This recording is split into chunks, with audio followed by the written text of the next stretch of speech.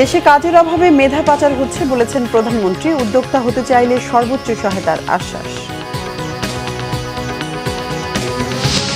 শেখ হাসিনা ফিরতে চাইলে ভারতের সাথে আলোচনা করে ব্যবস্থা। সরকার চায় দ্রুত শেখ হাসিনার বিচার, জানালেন তথ্য উপদেষ্টা।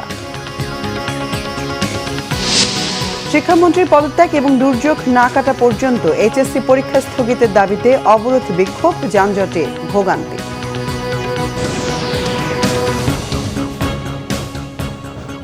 দেখছিলেন সংবাদ শিরোনাম, বিস্তারিত সংবাদ এবার।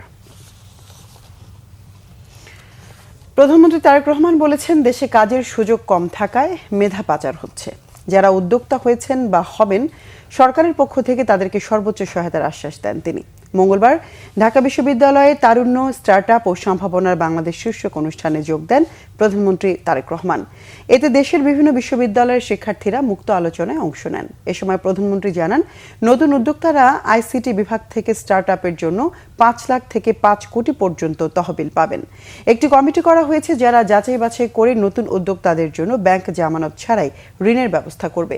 মেধাবীদের দেশে ধরে রাখতে ব্যবস্থা নেওয়ার কথা জানান প্রধানমন্ত্রী। তরুণদেরকে নিজের জীবনের পার করে আসা চ্যালেঞ্জগুলো স্মরণ করিয়ে দিয়ে প্রধানমন্ত্রী তারেক রহমান বলেন, দেশের স্বার্থে উদ্যোক্তাদের প্রয়োজন। তরুণ উদ্যোক্তাদের যে কোনো কাজে সর্বোচ্চ সহায়তার আশ্বাস দেন তিনি। অনুষ্ঠান শেষে তরুণদের পরিচালিত ৬টি স্টার্টআপ প্রতিষ্ঠানের হাতে নগদ অর্থ সহায়তা তুলে দেন প্রধানমন্ত্রী তারেক রহমান। পরে ইউথ স্টার্টআপ মেলা ঘুরে দেখেন তারেক রহমান।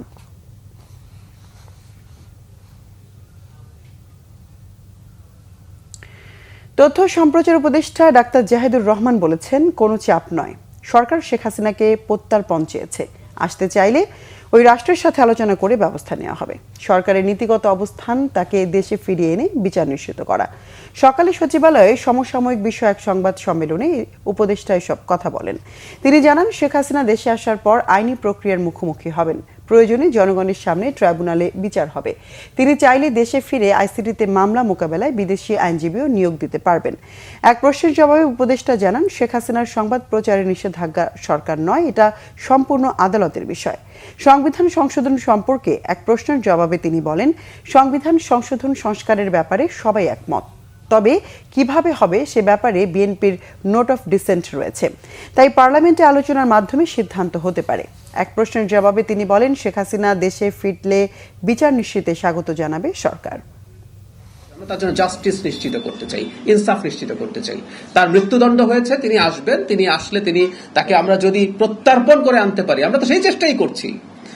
আর উনি আসলে তো আমাদের সাথে দুই পক্ষের যোগাযোগ হয়ে যদি আসে, দ্যাটস ফাইন। উনি যাবেন, উনি মামলা ফেস করবেন।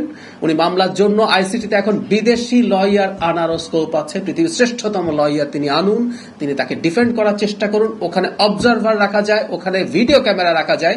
এতটাই আধুনিক করা হয়েছে ইন্টারিমের সময় এই আইসিটি আইনকে। সো একেবারে স্বচ্ছ বিচারের মাধ্যমে সব প্রসেস চলবে। এই দেশের জনগণ যেটা চায়, তিনি যে অপরাধ করেছেন, যে মৃত্যুদণ্ড আছে, সেটা যেন বহাল থাকে। বহাল থাকলে সেই মৃত্যুদণ্ড কার্যকর হবে, সেটাও জনগণ দেখতে চায়।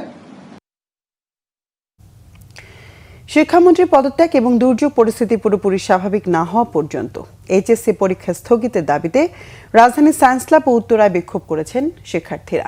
এ সময় সড়ক অবরোধ করে বিভিন্ন দাবি জানান তারা। মঙ্গলবার সকাল 11টার দিকে সায়েন্স ক্লাব মোড়ে জড়ো হয়ে বিক্ষোভ শুরু করেন শিক্ষার্থীরা। তাদের দাবি, বৈরী আবহাওয়ার কারণে সোমবার অনুষ্ঠিত এইচএসসি পরীক্ষায় অনেক পরীক্ষার্থী অংশ নিতে পারেননি, তাই ওই দিনের পরীক্ষা পুনরায় নেওয়ার পাশাপাশি প্রশ্নপত্র পুনর্বিবেচনারও দাবি জানান তারা। আন্দোলনরত শিক্ষার্থীরা বলেন, দাবি মানা না হলে শিক্ষামন্ত্রী ডক্টর আনম এহসানুল হক মিলনকে পদত্যাগ করতে হবে। একই সঙ্গে দুর্যোগ পরিস্থিতি পুরোপুরি শেষ না হওয়া পর্যন্ত এইচএসসি পরীক্ষা স্থগিত রাখারও আহ্বান জানান তারা। এক পর্যায়ে বিক্ষোভকারীরা সায়েন্স ল্যাব মোড় থেকে ঢাকা কলেজের সামনে গিয়ে অবস্থান নেন। পরে সেখানে কিছুক্ষণ অবস্থান করে সড়ক ছেড়ে দেন। আমি অলরেডি 3 দিন ভিজা পরীক্ষা দিতেছি, ফুল ভিজা। আমি বেঞ্চে বসে লেখছি, অনেক ছাত্র ছিল ওখানে, তার উপর দিয়ে কারেন্ট চলে যেতেছে। সামাজিক যোগাযোগ মাধ্যমে কয়েকদিন কালকে একটা ভিডিও ভাইরাল হলো, শিক্ষামন্ত্রী আমাদের মতো ছাত্রদেরকে পোল্ট্রি বলতেছে, এটা শিক্ষামন্ত্রীকে রাইট কে দিয়েছে। আমরা চাচ্ছি যে শিক্ষামন্ত্রী হয়তো কিছু একটা সিদ্ধান্ত দিক, নয়তো উনি পদত্যাগ করুক। আমরা ভালোভাবে পরীক্ষা দিব, আমরা ভালো রেজাল্ট করবো, মা বাবার স্বপ্ন পূরণ করবো। সেই জায়গায় আমরা কি করতেছি, রাস্তায় আমার এই পোস্টার নিয়ে নামা লাগতেছে। কেন আমার এই পরিস্থিতি কেন হলো, এটা উত্তর আমি দিব না, এটার উত্তর দিবে আমাদের শিক্ষামন্ত্রী। এরকম একটা মন্ত্রী যে বুঝেই না কিছু, যে ছাত্রদের উপর উল্টা পাল্টা চাপাই দিবে, ছাত্ররা কি করবে, আত্মহত্যা করবে বলেন। এটাকে আত্মহত্যা করে মরে গেলে উনার শান্তি হবে? উনি কিছু পাবে? দুর্যোগপূর্ণ আবহাওয়ার মধ্যে এইচএসসি ও সমমানের পরীক্ষা নেওয়া এবং পরীক্ষার্থীদের নিয়ে অবমাননাকর মন্তব্যের অভিযোগে শিক্ষামন্ত্রীর পদত্যাগের দাবিতে বিক্ষোভ মিছিল হয়েছে ঢাকার বাইরে বিভিন্ন জায়গাতেও। বরিশালে শিক্ষা বোর্ড এলাকায় সড়ক অবরোধ করে বিক্ষোভ করেছে পরীক্ষার্থীরা। এতে দুর্ভোগে পড়েন যাত্রীরা। সকাল 11টার দিকে নগরীর বিভিন্ন কলেজের সামনে থেকে বের হয় তাদের বিক্ষোভ মিছিল। একই কর্মসূচি পালন করেছে চট্টগ্রামের শিক্ষার্থীরা। দুপুরে মহানগরীর 16 শহর শিক্ষা বোর্ডের সামনে বিক্ষোভ হয়। এ সময় শিক্ষামন্ত্রী আ.ন.ম এহসানুল হক মিলনের পদত্যাগ সহ বিভিন্ন দাবি তুলে ধরেন শিক্ষার্থীরা। সড়ক অবরোধ করে বিক্ষোভ মিছিল হয়েছে ময়মনসিংহে। নগরীর টাউন হল মোড়ে বিভিন্ন কলেজের শিক্ষার্থীরা এই কর্মসূচি পালন করে। এদিকে বগুড়ার সাতমাথায় সড়ক অবরোধ করে বিক্ষোভ করেছে পরীক্ষার্থী সহ অভিভাবকরাও। এতে বিভিন্ন রুটের যানবাহন দীর্ঘ সময় আটকে পড়ে। এতে চরম ভোগান্তিতে পড়েন যাত্রী, কর্মজীবী মানুষ। 5 দফা দাবিতে মানববন্ধন, বিক্ষোভ মিছিল ও পথসভা হয়েছে ফরিদপুরে। স্থানীয় প্রেস ক্লাবের সামনে এতে অংশ নেন বিভিন্ন শিক্ষা প্রতিষ্ঠানের শিক্ষার্থীরা। শিক্ষামন্ত্রী আ.ন.ম এহসানুল হক মিলন দাবি করেছেন, প্রাকৃতিক দুর্যোগের কারণে 2-1টি কেন্দ্র ছাড়া কোথাও সমস্যা হয়নি। জাতীয় সংসদে স্বতন্ত্র সংসদ সদস্য রুমিন ফারহানার প্রশ্নের উত্তরে তিনি এই দাবি করেন। মন্ত্রী বলেন, কুমিল্লায় স্থানীয় প্রশাসনের সিদ্ধান্তে পরীক্ষা নেওয়া হয়েছে। পরীক্ষার্থীদের সুবিধার্থেই নৌকার ব্যবস্থা করেছে স্থানীয় প্রশাসন। বৃষ্টি হচ্ছিল এবং আমরা মনিটরিং করছিলাম। সেই সাথে মনিটরিংয়ের সময় আমরা 64টি জেলার এসপি এবং 8টি বিভাগীয় কমিশনার এবং প্রত্যেকটি বোর্ডের চেয়ারম্যান, ইউনো সকলের সাথে আমরা কথা বলেছি এবং ওয়েদারম্যান আমরা ব্রডকাস্টিংয়ের জন্য তাদের সাথেও কথা বলেছি। তারা বলল যে বৃষ্টি হবে না, সেই কথাটি তারা বলেছে। বিকেল 5টা পর্যন্ত আমরা বসে থেকে সিদ্ধান্ত নিলাম যে সকলেই বলল যে ওয়েদার ভালো হবে, সেই জন্য আমরা পরীক্ষা রেখেছি। আজকেও আমরা সারাদিন কথা বলেছি এবং প্রত্যেকটি আমাদের সাথে যারা স্টেক হোল্ডার রয়েছেন তারা বলেছে পরীক্ষা সুন্দর হয়েছে, সুস্থ হয়েছে। একটি জায়গায় শুধু কুমিল্লা সরকারি মহাবিদ্যালয় এই ঘটনাটি ঘটেছে এবং সেখানে পরীক্ষা সুন্দর হয়েছে। আমরা নির্দেশ দিয়েছি যে পরীক্ষা বিলম্বতে শুরু করার জন্য এবং যে মেয়েটি কাপড় ভিজে গিয়েছিল বাড়ি থেকে কাপড় আনা হয়েছে, 1 ঘন্টা পরে পরীক্ষা নেওয়া হয়েছে এবং পরীক্ষার সময়সীমা বাড়িয়ে দেওয়া হয়েছে।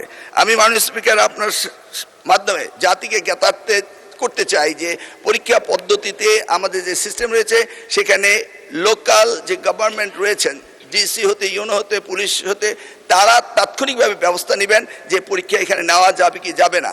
যদি তারা মনে করেন দুর্যোগ, তারা পরীক্ষা বন্ধও করতে পারেন। আমরা বারবার কথা বলেছেন না স্যার, আমরা ঠিক মতোই নিচ্ছি এবং আপনারা দেখতে পেয়েছেন যে বৃষ্টির পানি কোথায় কোথায় ছিল সেগুলো আমরা সকলেই লক্ষ্য করেছি।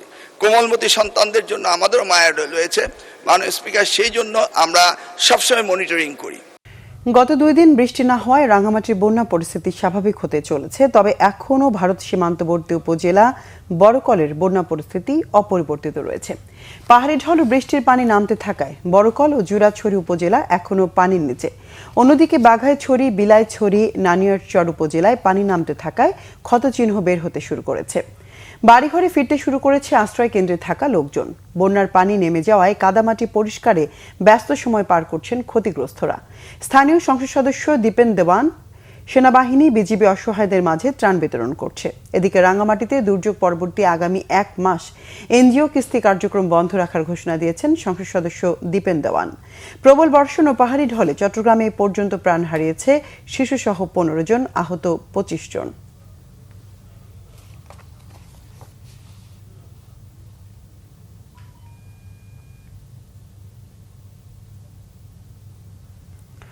দর্শক, এ ছিল এখনকার মতো। পরের সংবাদ সন্ধ্যা 6টায়। এর আগে 5টায় রয়েছে নিউজ টপ 10 দেখার আমন্ত্রণ রইল। এতক্ষণ সঙ্গে থাকায় ধন্যবাদ সবাই।